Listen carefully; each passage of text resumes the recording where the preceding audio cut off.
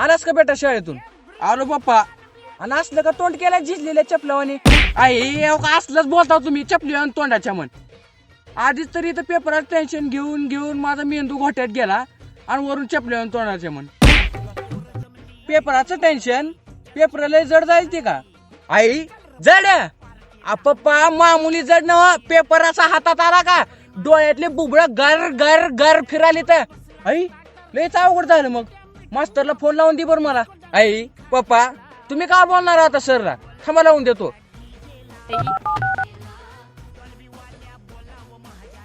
Hello hello. हा, मी बाळूचे पप्पा बोलायला. काय रुसून बसले हे ना घरी? पेपर अवघड झालेत म्हणाले.